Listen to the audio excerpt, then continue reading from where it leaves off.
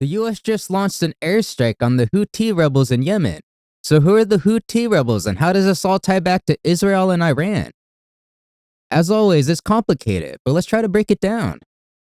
The Houthis have been fighting a civil war in Yemen that started back in September 2014 when Houthi rebels took over the capital Sana'a. Houthi rebels swiftly followed by taking over the government, forcing the president to flee. A coalition led by Saudi Arabia launched counterattacks using airstrikes and restored the Yemeni government. The conflict is considered part of the Iran-Saudi proxy conflict, despite Iran not directly intervening in the war. Houthi forces currently control the capital Sana'a and most of what used to be North Yemen. The UN estimated that over 150,000 people have been killed in the civil war and more than 227,000 died due to famine or lack of access to healthcare. The Wall Street Journal reported in March 2023 that Iran agreed to halt all support to the Houthis due to a UN arms embargo as part of a deal with Saudi Arabia that was brokered by China.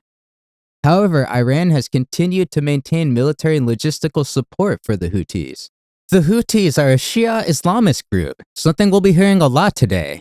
Shia Islamism is in contrast to Sunni Islamism, which is by far the most common denomination of Islam.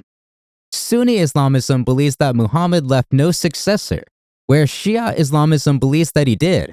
In effect, the Sunni Islamic tradition holds that the leadership of the Islamic community is not a birthright, whereas the Shia Islamic tradition declares the descendants of Muhammad to be absolute infallible leaders only under the Prophet Muhammad. Shia Islamism began resurgence in popularity after the Iranian Revolution in 1979. Iran supports Shia Islamic resistance groups throughout the Middle East in an attempt to counter the influence of the US and Israel in the region.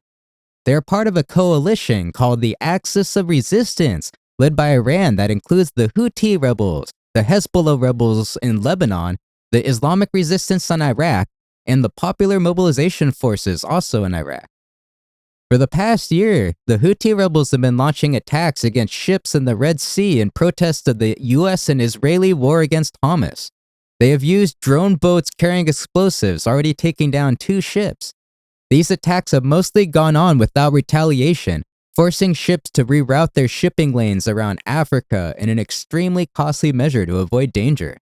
The attacks stopped in January, a day before Trump took office, but last week the Houthi rebels said they would renew attacks against Israeli vessels after Israel cut off humanitarian aid to Gaza this month.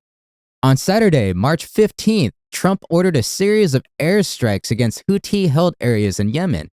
He promised to use overwhelming lethal force until the rebels ceased attacks on shipping lanes. He also warned Iran to stop supporting them, promising to hold them fully accountable for their proxy action. The Houthi-run health ministry has said that the US strikes killed at least 53 people, including 5 women and 2 children, and wounded almost 100. The US government has claimed that the attacks have taken out key Houthi leaders. This is just a continuation of the ever-growing conflict between Iran and Israel. Iran has been supporting Shia Islamic groups throughout the Middle East. They support the Islamic resistance in Iraq, another armed Shia Islamist group.